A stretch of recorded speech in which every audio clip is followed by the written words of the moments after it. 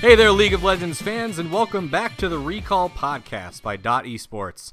My name's Aaron, and I'll be your host today for a very special 20th episode of the first season. Today, my co-host Zing and I are joined by a special guest. If you're a fan of the LPL, you've probably seen him on Riot's analyst and casting desks, and if you're not familiar with the LPL, he was on the desk at MSI too.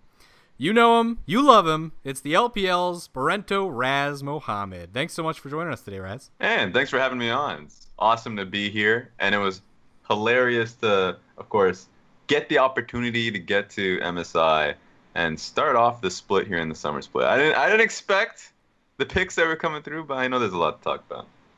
Yeah. Oh yeah, we got plenty to talk about. MSI, it was good to have you there. It was a big moment for you. I mean, were you at all surprised? I mean, you got a lot of love from the community and your fellow casters when it was announced that you were selected.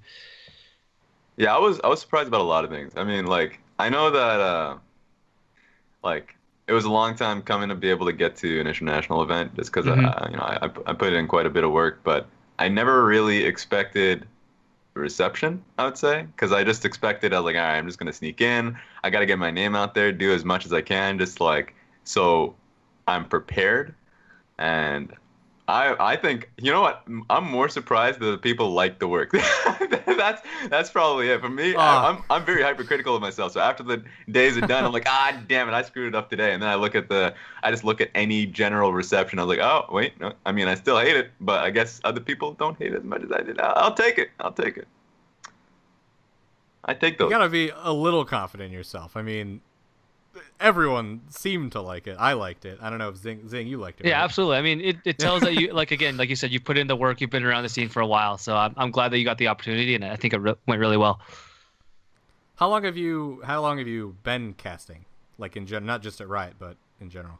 Ooh, good question. Well, it's funny because before the whole casting gig, when I started out in Australia about 2 years ago, I was a coach for Dignitas, and before that, I did a few freelance casting gigs. Just I'd say one tournament for the LSPL expansion and LPL promotion tournament with LPL EN, and that was the only opportunity that I had. I think there was one 1v1 tournament that I took part in, but other than that, I really didn't do much casting at all. So when I really got into it in Australia, that was like the first all-in attempt, and there was so much to learn.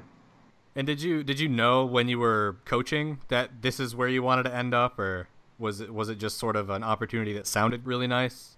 It all kind of just happened so quickly. So yeah, when I finished up with coaching and I had all the opportunities laid out, whether I was going to continue on with coaching or give back to uni, or there was a lot of options that I had, and one of them was obviously casting. And there were a lot of, I kind of weighed my opportunities or my options, and I thought that casting would be a good opportunity, getting to travel and seeing if that's the route I wanted to take.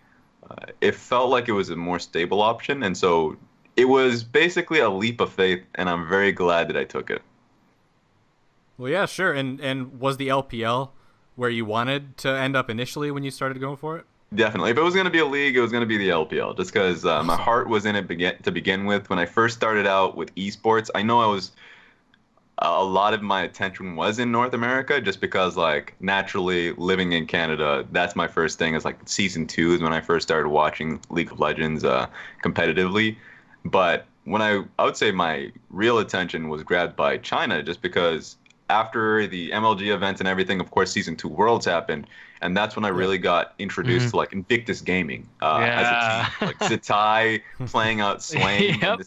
It was like some ridiculous picks, and I was like, this is really fun to watch. And so I naturally, after the tournament, started following more Chinese League of Legends, and then that's where my attention grabbed me. So yeah, when I started casting, or at least when I was given the option to cast LPL, that was because I was already invested in the league itself. Well, that's convenient. And that's I didn't know much about you. Sorry to turn this into a mini interview at the start, but I was curious. Wanted to No, learn that's natural. I mean, not a lot of people do know much about me, so whenever it comes into a conversation, people are like, "Wow, that's actually really cool to know," because it all happened pretty suddenly. It seems to be how everything happens in League of Legends esports. People just kind of fall into things that they really love doing, and then that becomes it, and that's just that's just the story from there on out. But yeah, today we're going to talk about two big things. And the thing that I want to talk to you and Zing about first is I wanted to have a powwow about the meta in League of Legends, because I don't know what the hell is happening. There are Tarek's and Mordekaiser's mid lane, Yasuo's and Vladimir's bot lane, Lucian's back, I guess. And fortunately for us, you are the perfect person to talk to about it, because the Clown Fiesta that is the meta arrived in the LPL this past week. That's true. For the first week of competitive play, and you saw plenty of it. So yeah, there was Tarek, the Tarek Master Yi combo, the Nunu Karthus combo. There was a Yasuo bot lane. Yeah. It's absolutely nuts. And it doesn't look like it's going to slow down, at least not in the next week or so in other regions. So what do you think about the meta? Yeah, it's really all dependent on the patches itself, because I know that reading through the patch notes, itself mentioned that a lot of these patches, like mid-season patches in a sense. I know that last year there was just that one massive patch in the mid-season patch. This time around, it feels like every patch there's something new since the end of split. Right? So, yes. like, the three major changes I would look towards would be, other than there are specific champion changes, but like past that, there's the jungle changes where experience is much lower. That was like 8.10, where suddenly like level 2 ganks are the way to go, because they're not risky anymore. Like, that was the biggest thing about it. Scuttle Crab is contestable, so that's like a thorn in jungle side, because suddenly junglers, if they want to be successful in the early game, they need their lanes to be successful as well. And you're like, well, that's a massive patch in and of itself. That literally just is a major shift in the jungle. And then it got into 8.11, where 80 carries got, you could say massacred, but yeah, that's a good way to describe it. Like, every single one of their base stats except for the HP went down, so it became a lot less viable to be picking 80 carries in lane. Because if you were wondering why 80 carries were so strong for so long, a lot of it was just based in their laning phase strength. Like, if you bring a melee in the bottom lane, they're going to get brutalized for the most part, versus like 80 carry and mage support. So losing your base stats means that suddenly sustaining against them it's going to be more viable. And then on top of that, the crit changes happened, and it's going to take a lot more gold to be viable with the crit builds. And Infinity Edge takes, or at least it's very inefficient early. So like there are 1,000,001 changes that happen in the meta, and I could literally just go off for a very long time about why Talia's in the jungle. So all of this happened in 2 patches. It's insanity.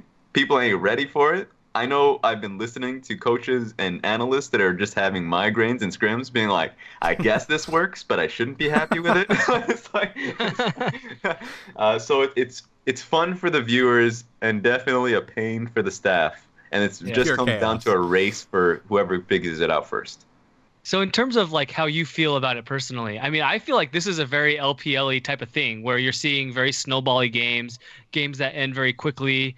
Where one team will grab an advantage on a dive and just kind of take over. Is this something that you're in favor of? Is this something that you think would be it's good that they're mixing things up, or do you think it was too much too soon? So I would say right from the get-go, LPL, you're right about the fact that this really hits close to home for them, because they were already like one of the bloodiest major region seeing play, and they were a region that is pretty, I would say, prideful on their mechanics. So if we're talking about like Yasuo's being played mid lane, then Rookie's pretty damn happy about that. Yeah, he is. So a lot of these are awesome changes for the LPL. Yeah, you're right about it. I would say that it is happening pretty quickly. So if it was me making these changes, I'd say, you know what, maybe one big change and then move forward, or maybe small incremental changes. But ultimately, so you're not a fan of the style that's been happening with patches. There's bam, yeah. Maybe that's just a little bit me when I was a coach, like having to figure out every patch. Yep. I know the pain, yeah. I know the feeling for these teams. They're trying to be as competitively as possible. And so as a coach, or at least former coach, I look at it and I'm like, well, damn, man, I feel bad for this player. Asking, especially 80 carries that are like, well, I've been playing about 5 champions for 7 years. Now I'm supposed to know about 10 more. So that is a major change for them. I just remember listening to Sneaky talk about the fact that he's like, yeah, you know what?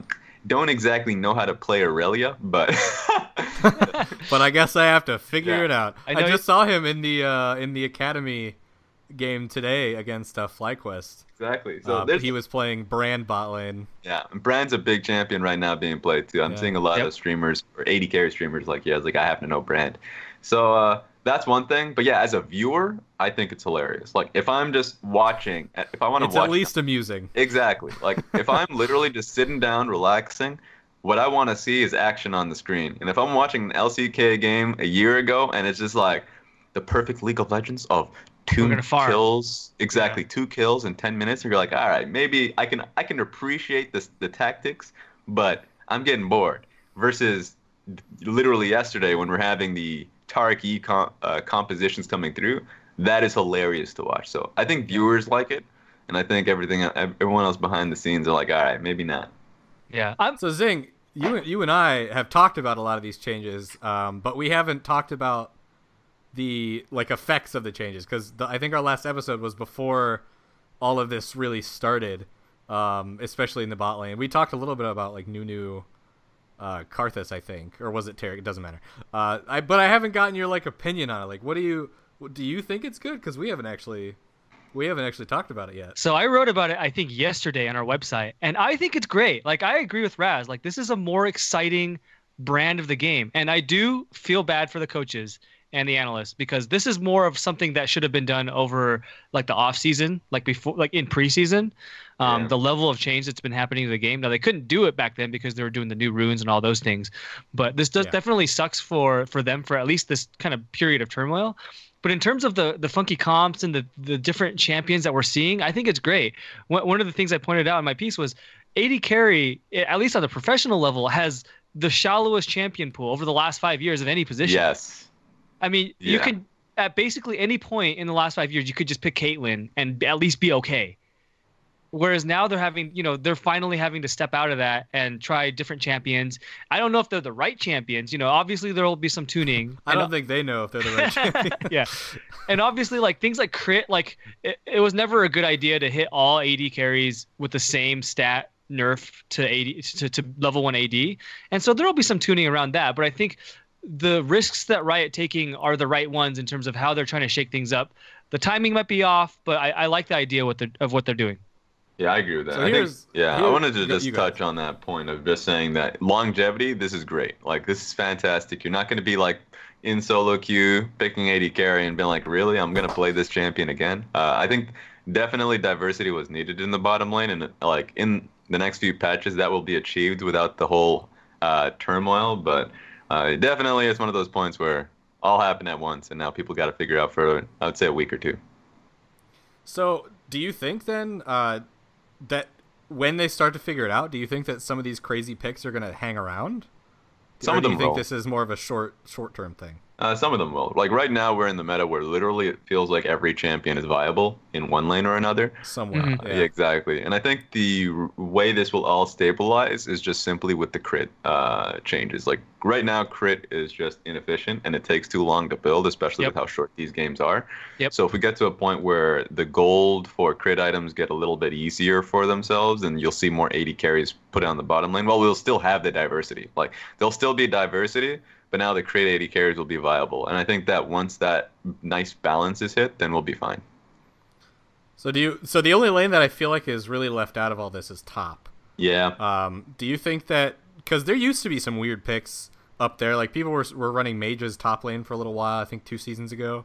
Do you think something could happen up there to open champions up there? Do you think that the top lane is okay? Yeah, top lane's fine. It just seems like it isn't, because it's one of those situations where it's right beside rapid change. So when people look at something that's kind of stabilizing, they're like, well, this is awkward. But it's in a good spot. It's boring up there. Yeah. Previously, before this patch, it had the mages come up in the top lane too. So I think that's just trying to figure itself out. So once that gets evened out, and remember, top laners actually more often than not react to what's happening in the opposite side of the map. So if they see super melee across the map, then they'll be like, all right, well, maybe I'll just play tanks, because tanks work well if we're trying to team fight. And if we're seeing more poke that's been occurring, then it's maybe I'll split push, or that. Just really, it feels like for top laners, they just try to react. So we'll just see. I think the major changes happen across the map instead of top. Yeah, I totally agree. I actually think the top lane meta is really healthy right now, and we haven't seen it quite yet, but I'm getting prepared for some true top lane carry performances. The biggest thing is the tanks are pretty much gone. Outside of Ornn, who's just totally broken, as a champion himself, you're seeing a lot more, carries being played in top lane. You're seeing like Darius come out. You're seeing Mundo come out. You're seeing these different champions that can do different things. And I think that's good for the carry-oriented top laners. I think they could do well in this meta. Yeah, I agree. So I primarily write about the game more than I write about esports a good portion of my job, but for the most part it's all game stuff and a lot of it's opinions. So I have very strong opinions on the patches this season. Oh, hit me with them. So you mentioned them earlier. I just wanted to circle back to it for a sec. I am not too pleased. I know that it's got to be way worse for the esports scene and the players and the coaches. Like you mentioned, having to try to keep up with this stuff, but it's been nuts because like I remember when Medler posted on the forums months ago that the midseason of this year would be a few patches back to back, and they would all be smaller than the big one last year, like you said. And I remember thinking to myself, if they feel the need to point out that there's bigger changes coming, then that means all the changes that have already happened are considered small. Yeah. And I'm scared because we had like smack dab in the middle of the spring split. We had the AP item rehaul. We had and then again with all the mana change follow-ups after that. And then we had the Sightstone removed. They got rid of the Tracker's Knife. All these like very big changes like for both solo queue and pro play happening every 2 weeks, just bam bam bam, like Zing said. And I don't know, like I feel like even if they did save it, if for this year that the midseason was like 3 patches instead of 1, even if all of those changes were reserved for those 3 patches, it wouldn't feel so crazy. It feels like mid-season or not, like it doesn't matter if it's the mid-season. We're just still just change after change after change, and I'm used to every other season where it's it's really tame balance changes and like champ updates and new champions, and then mid-season there's a big one, and then preseason there's a big one. This season it's been uncharacteristically rapid. Yeah. And oh my god, it's hard to keep up with, honestly. Let me say 2 things about that, because I think the first one will be, I think if the patches, like if the intent of the patches were like fine, like literally if what the intent of the patches were came through in terms of execution, I think we're good. Like in terms of the rapid growth and people have to adapt, but like it wouldn't be nearly as rough as it is, just because there were things like Banner of Command becoming built on every single champion in the game because of the reduction. Like it was a perceived reduction, but then in reality it was insane for every champ, so that had to get removed. And then there was the 8% attack speed given to Master Yi, and that felt like it was like, okay, well that's compensation for the changes for the jungle item. And then now to the knife, now you're getting a lot of Yis. And then there's the Talia change, which was like, I believe Talia needed to get nerfed. She was too good in competitive play. So nerfing the wave clear and wave clear aspect of it, but like, okay, we're going to give her power or a strength or reduce the damage that she does to minions. That's what it said in the patch, but then you realize that it's also monsters as well. So it's like, well, she's a jungler now. So so many things actually happened behind all of the patches that I felt like the intent was very good. But in practice, teams would definitely find something about it. So, and also I really love the fact, and like these are low-key changes, like all of like Elise coming back into the meta. And you're like, well, this definitely needed to happen. It's just unfortunate that with the added AP, that means that the like Talia is really good, and there are so many things that are great that are happening in the patch, but obviously overshadowed by the fact that literally everything else is pretty. There's so many rippling changes happening afterward, and it's just hard to keep up with. And I agree that the intention's always good, even for the smaller changes and the ones that don't have these insane relief. I mean, no one at Riot is sitting there going like, "Oh, I'm gonna get them this time. I'm gonna get this change, and something else is gonna happen, and this is my master plan." No, I mean, the Balance team does what they do to either fix problems or to make something just objectively better. Like, they're never like, there's never some weird plot or plan going on in the background. And it's the testing system's kind of weird, like, for catching this, because Riot has internal QA, and then there's the PBE, but those reflect such a small amount of players, and when like you said, it's when you get it out in front of all of the competitive top level players, someone is going to figure something out. And so they just get through the cracks. And I would argue that the reason that it's happening so often is definitely not helped by the fact that there's so many big changes. Because that, I mean, just opens, if there's more changes, there's more doors opened for other stuff to happen. So it makes it a little more volatile. But I would agree that it wouldn't be as bad if the changes hit what they were intended to do, and that's it. Yeah, exactly. So I agree in the sense that the pretty much catching all of these from going through the cracks would have been good. And I think the only thing that I would love to see after these, like after the patch, the lessons would just be the pretty much the Q&A and PvE, just kind of being able to snuff all of this out earlier. That would be great. I think that'd be excellent. Otherwise, the patches, or at least the intent behind the patches, were pretty good. That being said, also one thing that I know that rapid change is something that we always get hit by, and like as an esports guy or like as a former coach, I'm always like, God damn it, we always getting these changes mid-season. Like, is this always going to happen? But then you're like, always have to realize that a lot of these changes is because like the game is catered to like the casual audience, but like people who play the game rather than people who work in esports. And so League of Legends literally just being that one game throughout all time, through like 10 years, they try and shake things up. And it's like, well, I appreciate it. If I was like a player, then I wouldn't want to play the same old game forever. Like, that's just fair. Right, yeah, it keeps it interesting. And even though like season 2, my champion was like AP Nidalee mid, just running around throwing Qs. Oh, yeah. Like, that was what I like. Take 30%. Of the health. Yep. And if you get that enough, sometimes more. Yep, 100%. It'll be like 80% of like some squishies HP. And that's what I got off on back then. And then I realized, obviously, time changes. She's suddenly a jungler, and I've got to like learn along with the game. And that's why I appreciate it. Like, I don't like a game that stays the same for so long. So I understand why the changes are happening.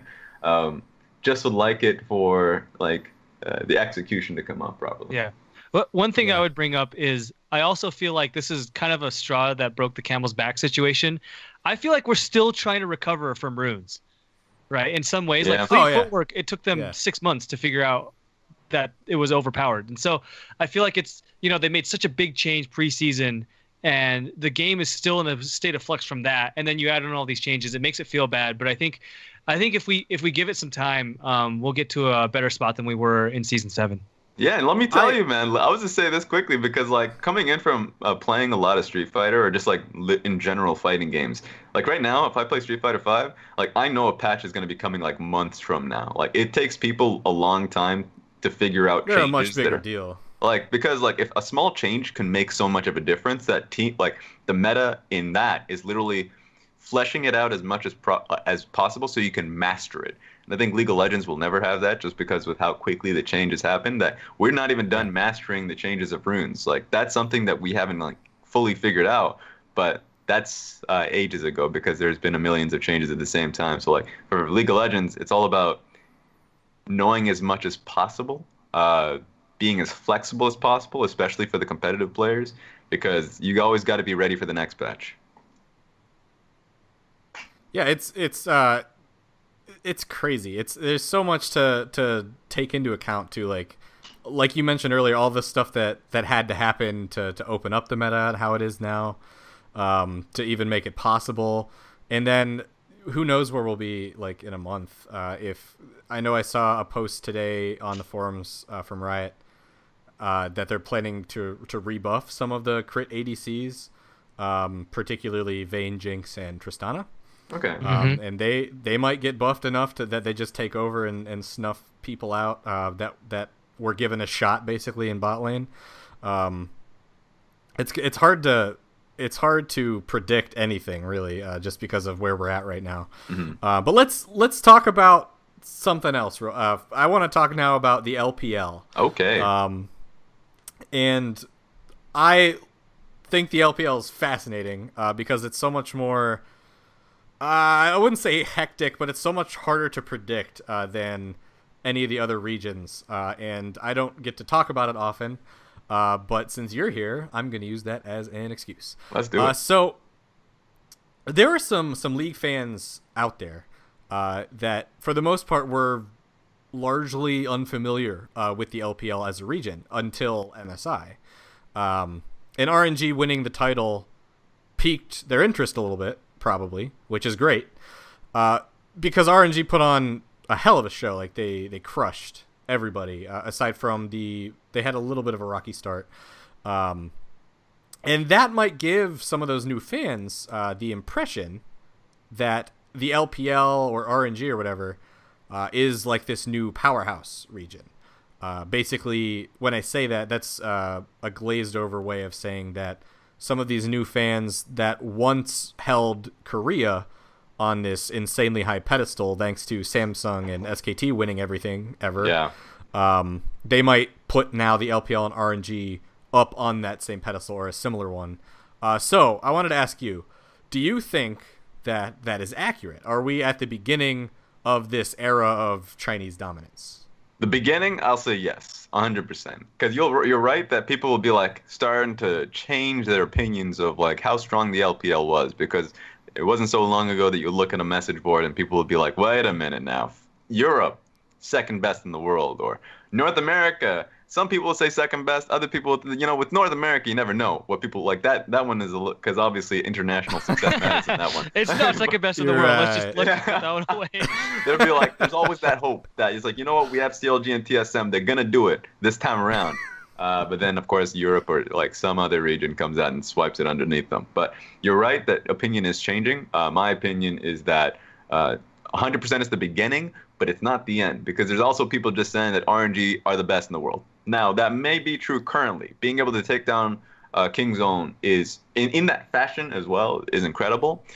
But I want to see what it looks like in the end, because my worry is that history tells a great story of what is Chinese teams coming up, being able to adapt to patches quickly, being stronger mechanically in a lot of cases, because at the same time they'll be taking certain Korean players that are really known for their strong mechanics.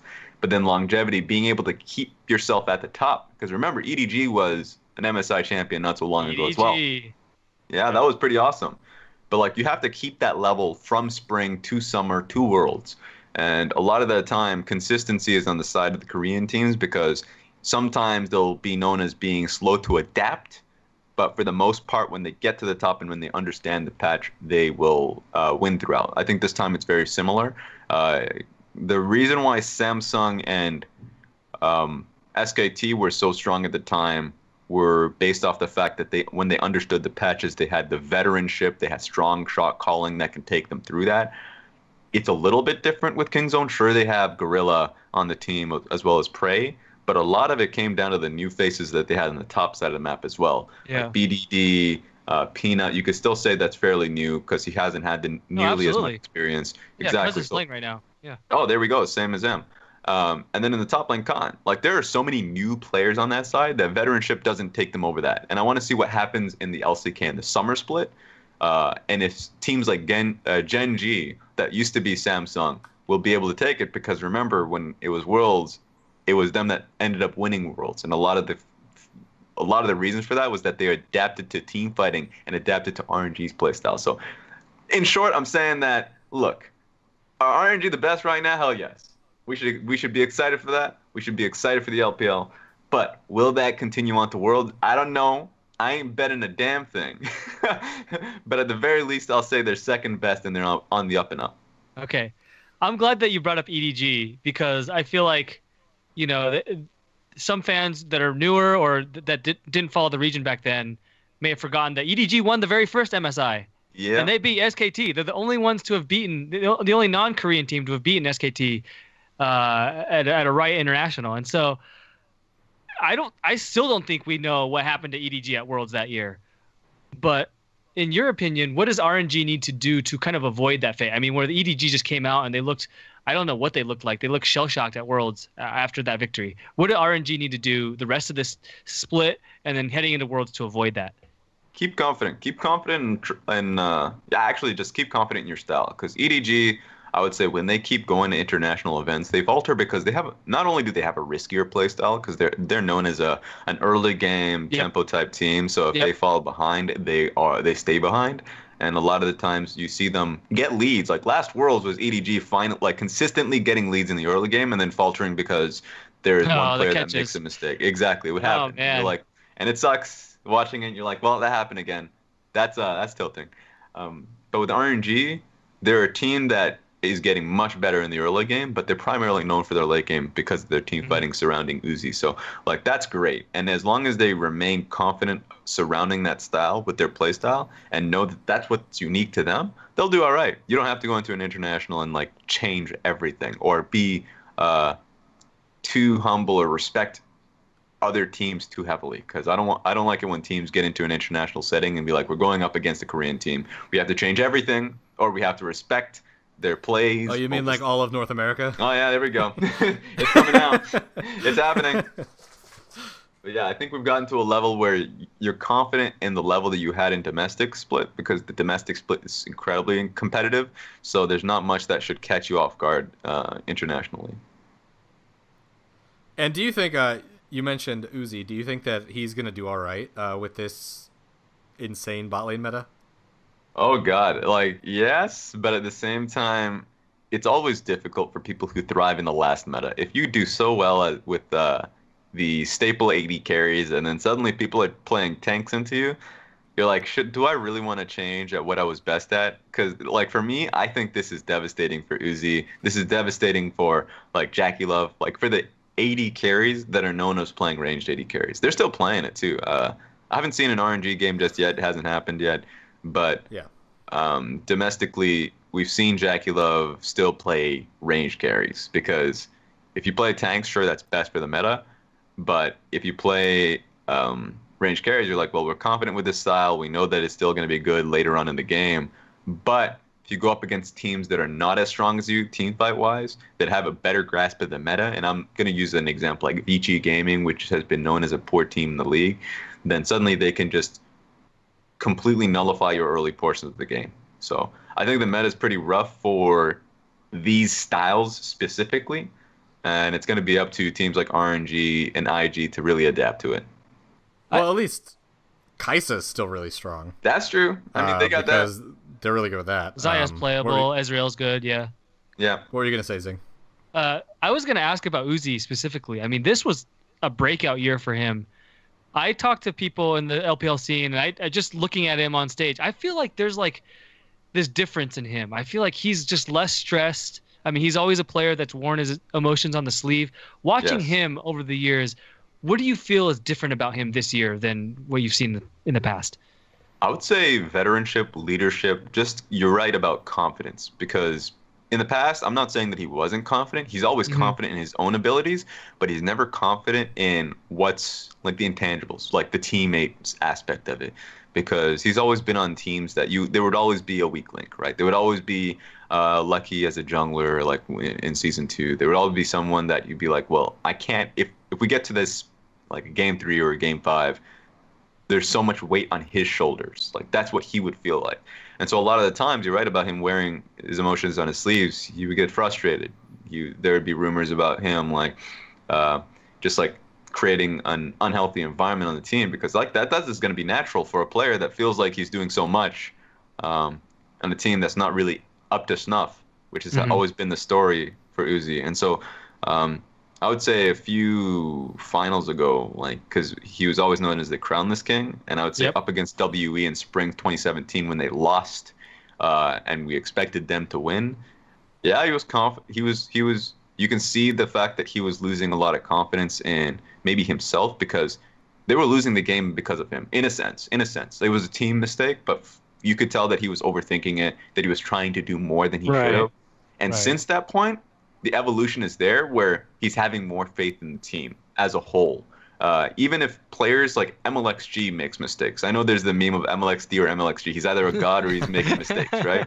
But like Yeah. even in the mistakes, he's calm under all of that, and that even in the comms that we're listening to, because a lot of the comms are now are getting released, which is awesome.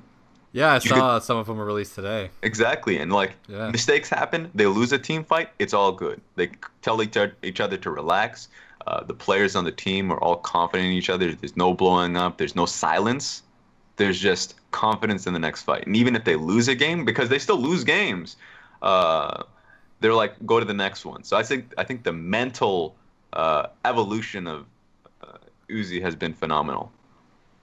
Strong mental. I'm really excited. I agree.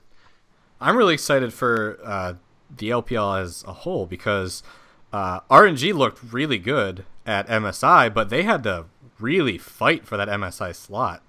And they had that insane series against Invictus to make it that far. Mm-hmm. And I mean, Invictus looked really good, and just it's crazy. Like we were talking about earlier about, is this the era of RNG? Like, is it beginning?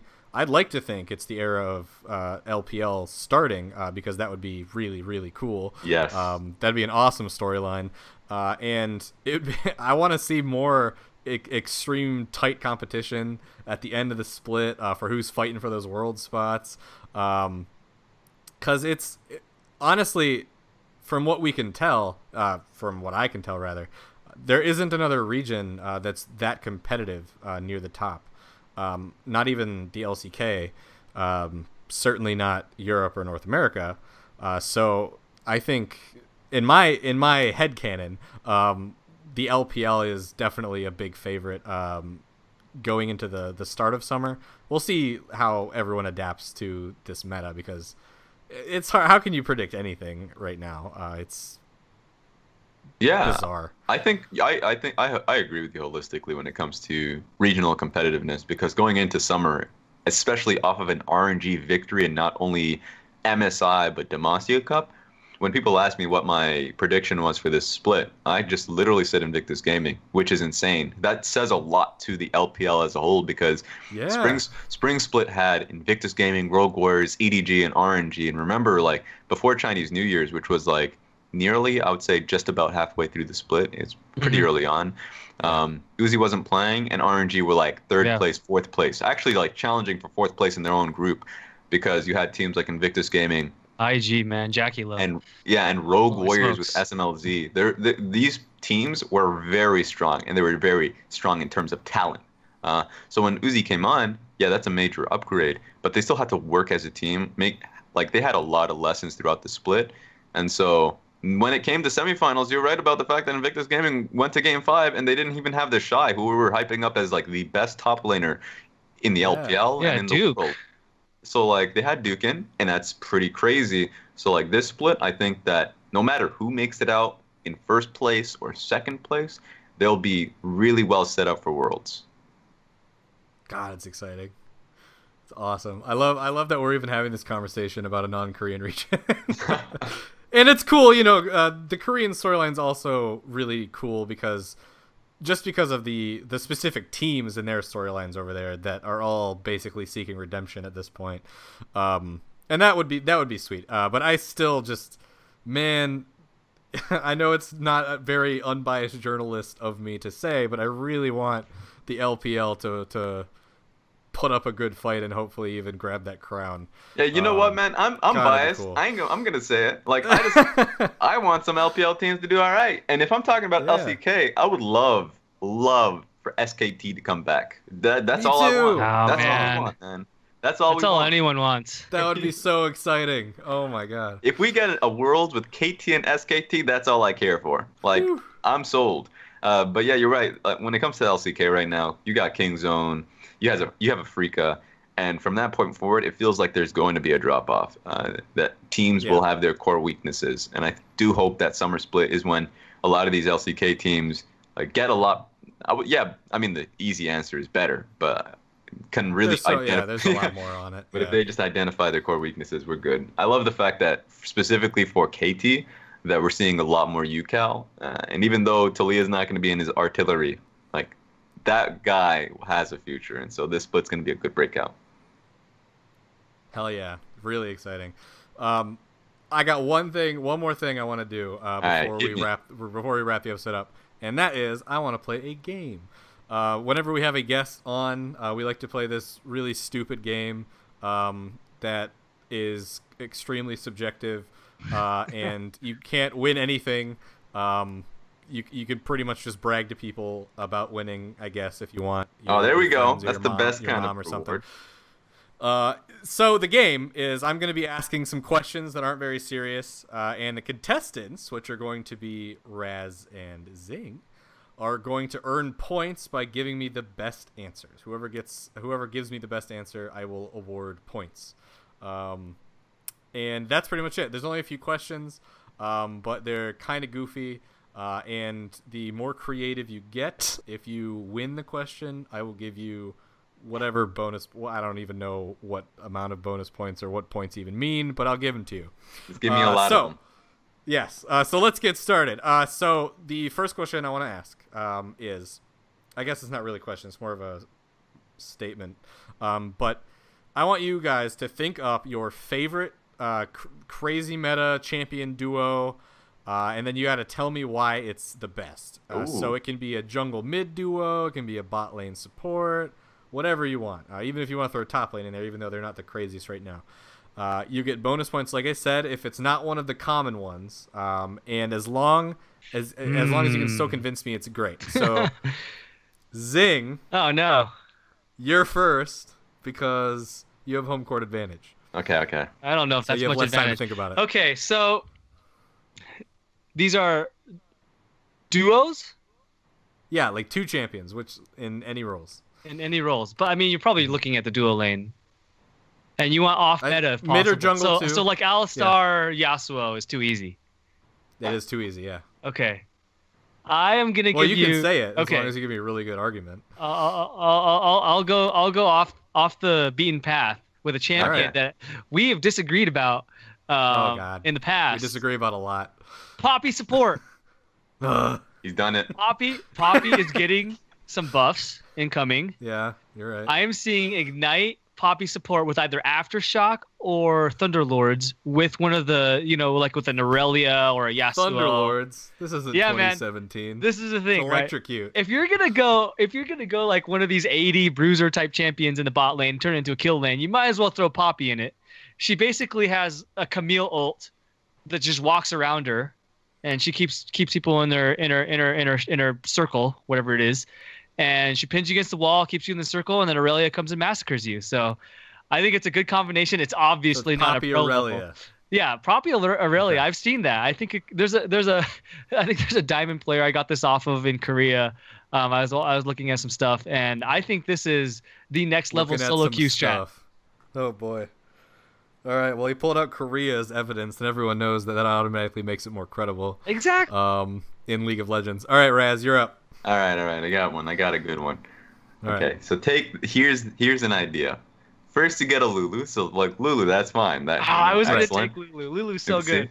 So this here's the thing. Lulu's great. Gives you proper shielding. You can go Ardent Sensor. Everything works. You can hardly kill whoever she's protecting. Now, who is she protecting? A Teemo. Now, why is it Teemo? Oh God.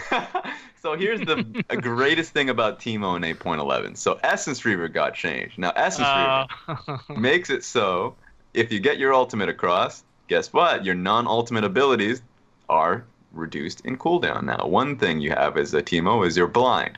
You can blind somebody, hopefully your ultimate comes across, throw your mushroom at them. Suddenly, with your auto attack, because you have a lot of them with your Nashers too. Oh yeah, you reduce the cooldown.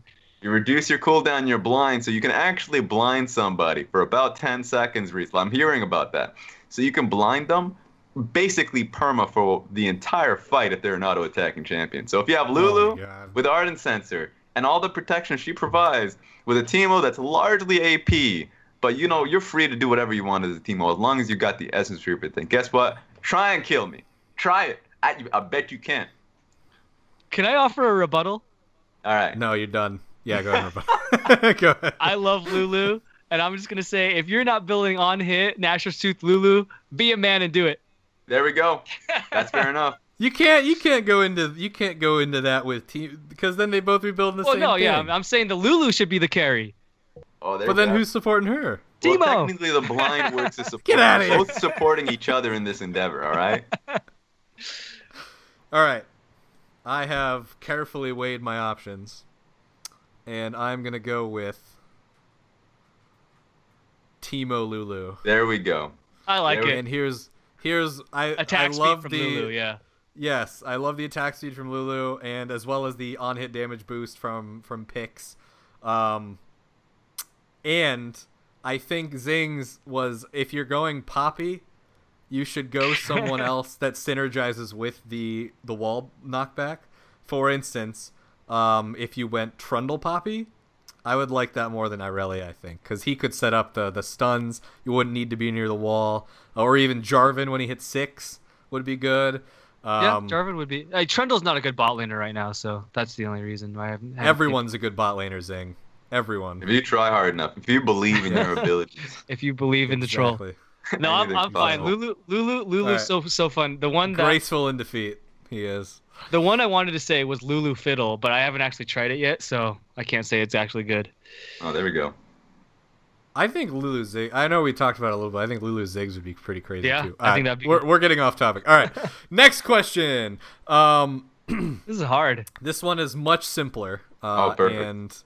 But it's really goofy and has no real basis, and it's a stupid question. We're gonna start with Raz.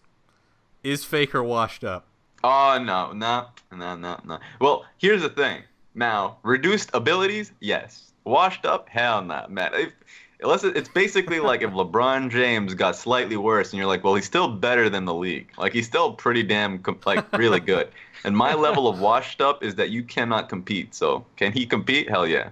So, I got that. All right. So you're pulling out you're going for the semantics on the word. Washed Hell yeah, on the that's- phrase washed up. All right. that's my favorite I respect game. that. I respect that. All right, Zing.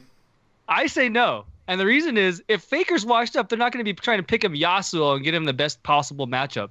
I mean, there's a lot of issues with SKT last split, especially I think they were still struggling to find the identity with the different players and who they wanted in what position.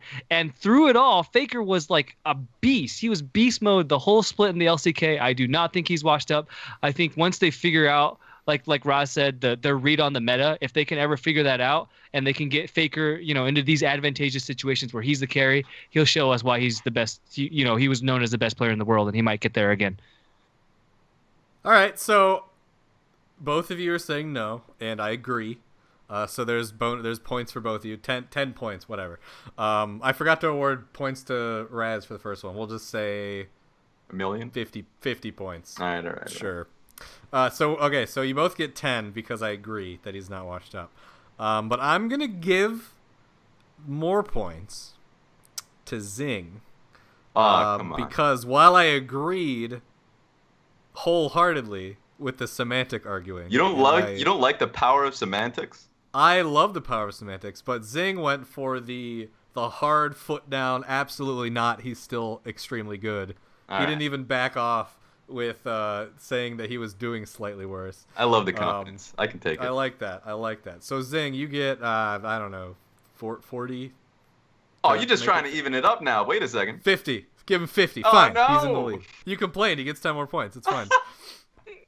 All right, Zing's in the lead, 60 to 50. Next question. If you two, regardless of rank, whatever rank you guys are in solo queue, Oh no! if you guys were playing one another in solo queue against one another, which champion would you use to beat the other person? Oh, I got and this. Why? Zing, go ahead. Shen. Shen. minute. That's Wait, all right. no, wait, that doesn't work because Go I can't ahead. shield myself. I was gonna say Shen is the anti. Oh, you know what? I'm gonna go back to one of my favorites, Kale. Kind of like Kale. Shen. I mean, I'm going. So Shen, the theory behind Shen is the anti LPL, right? Like they always want to go hard and get kills and skirmish and picks, and Shen just throws a wrench in all that. And so I'll go Kale, throw my invulnerability on top of myself, and and hopefully the bloodthirsty LPL caster will press too hard and try to kill me. Oh, you know me too well. I'm gonna pick Trundle, man. Trundle, no matter what champion I go up against, I know one thing is true. Trundle can bite a man, and he can set it up for it too, man. All I need to look for is like, play a little patiently, wait for the CS to come my way. He missteps once, I throw that pillar down, and I'll walk at you. And if you walk away, I'll flash at you. So yeah, you're right about the whole bloodthirsty thing. That's definitely in my veins, and it may not be the best matchup, but as long as I'm on top of you, I've got the slow. That's all that matters. All right, so bonus points to Raz because I'm a Trundle main. There we go. I love that. When did you become a Trundle main? So I was a Trundle jungle main 2 years ago. Oh, and 2 years last ago. year. There we and go. last year. I did before the Kane stats. came out. You did this. You did not research me. You're lying. You're lying to my face. My preparation and you can't. Yeah, there we go. But I will give bonus points to Zing just to kind of come back. If you can tell me when you would use the Kale ultimate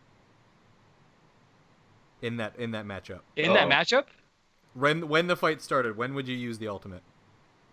I would use it as soon as he hit his R because it takes health away. All right, yeah, that was a good answer. That's what I was looking. Because a lot of people will in solo queue will save the Kale ult until you're about to die. No, that's totally wrong. Yeah, you use it early because it's not a Tryndamere or a Kindred ult. It doesn't prevent you from dying. It just prevents damage. So use it to prevent damage. So I just wanted to see if you would use it at the right time. So I'll give you. I know my kid. I'll give you 10 more points. So you're at 70, but Raz, he got it. I'm gonna give it to him. 100 points. So he's way in the lead. Whatever. I don't know what the score is anymore. I'm not. There we go. It's 150 to 130. He's up by 20. 20. All right. Thanks for doing the math. I feel like he's cheating a little bit. Something about this math is off. We're gonna have to. Yeah. We're gonna have to trust this to a third party. You're in the lead. Yeah, I'll take it for now. I think you gave yourself some points though to make it whatever. So I don't know what the points are. So we'll just say whoever gets this one wins. Oh no. Which Reddit dogpile of flaming? I'm ready for this. Is the least true? A, it's impossible to solo carry games. Or B, Riot never helps ADCs. Oh. Raz, you're first. All right, let's see. Riot, I'm leaning towards Riot never helps ADCs, man. No, I'll go in that direction. Here's the thing. I pulled that one out because it's very recent. It's all over Reddit right now. So that's the one I wanted to. Yeah. Riot never helps ADCs. What the hell? I don't understand this. So usually, whenever people make these claims up, I'd look towards solo queue and I'm like, okay, who's rank 1 right now?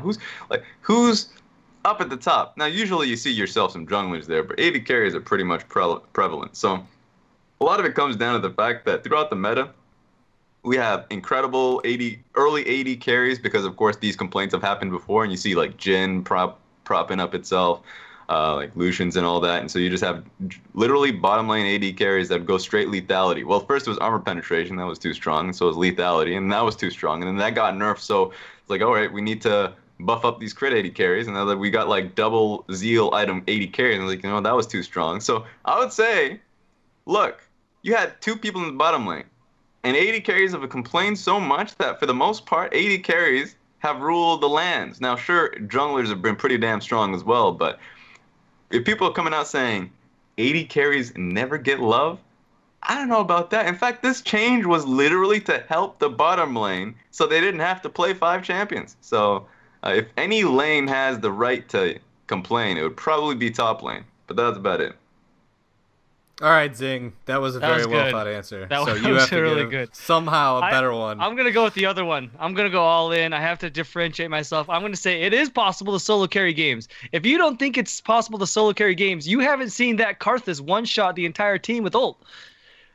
So I think any meta where you're funneling gold in the mid, I know it's going away, but any meta where you can funnel gold into one champion and that champion can just hit R from wherever and 100 to 0 someone with one spell that they there's nothing they can do about it. I think that's a solo carry performance. I think we'll see a lot of solo carries this split. I'm excited to see jungles solo carry games like some Xin Zhao. I think that's going to be really fun to watch, and I'm excited for the solo carry potential of. Wait, back up. Xin Zhao solo carrying games. Yeah, man, Xin Zhao, Pantheon, early junglers that just Add go on to that. 5-0. They do the level 2 gank. They go and steal your buffs. The game is over. I think this meta, this snowball meta, is set up perfectly to solo carry. Okay, so you're saying that it is possible to solo carry games if you're an early game jungler or if you're Karthus, right? Yeah, you have to play the right champion. You can't play a doo-doo champion like Tristana and do it. There we go. All right. I just wanted to make sure that was the argument. I want to make sure I was following. All right. Do you have any rebuttal, Raz? Uh-oh. About solo carrying? Yes. Now, I agree with him, which is a dangerous proposition since I'm trying to get more points.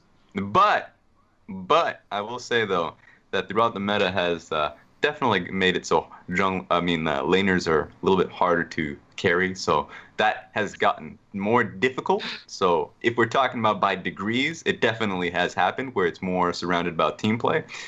Recently, it's been you're getting in now bounty gold that's a little bit larger for an individual, so that's a nice step forward. So individuals can start to carry, and if you're playing to carry, you better play the right champions because you can't complain about not carrying a game if you're playing Tristana. You're right about that. If you're trying to wait for like 30 minutes and the game is done by 20 or 10. So I agree with your entire points. I will just say that it is pretty hard, though. It's pretty hard. So he agrees with you, but not 100%. Not 100%. All right. I can't be gifting him points, man. All right. So the winner of this question and therefore the game is we're gonna go Raz. There we go. Oh. And here's why. I will explain myself so Okay. Zing can hang his head in shame. I'll write an article about this. Unfair game. Recall podcast rigged. It's called the recall for a reason. We need to recall those. Get out of here. So the reason that I disagree with both of these sentiments, or else they wouldn't be in this question. I think they're both likewise. bullshit. But so I will say that you used Karthus as an example for how to solo carry a game, but he needs the right duo partner to be man, I in knew that you were going to position say be. that. There we go. It happened. If the duo is just following him, is that really doing anything? Well, it's doing something, but he's not doing it alone. And that was the question. Look, the best thing about Nunu is that he gives you your Raptors camp. So suddenly you have a jungler that you can just steal from. So there we go. Yeah. It's a sacrificial lamb. Man. You need to get your own sacrificial lamb. And you need the sacrificial lamb to even get to that point. So I love the early game jungle answer, though. So it's not it's just the Karthus, because you brought him up specifically. And the gold funneling is a two-person job. It's not a one-person job. So that's the only thing that I didn't like, and therefore Raz took it away. And he was in the lead anyways, I guess, from what your math was. So yay, Raz, drum roll and Justice applause. Wins out. But remember, ladies and gentlemen, if you do want to carry your games, come out with the Duo Q partner. Duo Q, Master Yi, Kale, Master Yi, Taric, Master Yi, anything. You'll be as all long right. as you have Master Yi and someone to feed him the game on a silver platter. Somebody that You're can all literally set. give him all of your mid lane waves. That's about it. You are all set. Well, that's all we have time for today. And that was the 20th episode. I can't believe it's been like 7 months already. It's kind of crazy to think about. So thank you guys for tuning in. And thank you so much, Raz, for coming on today. Anytime. And you can follow Raz on Twitter if you, like I said, if you're not if you're not familiar with the LPL, he is on the LPL broadcasts.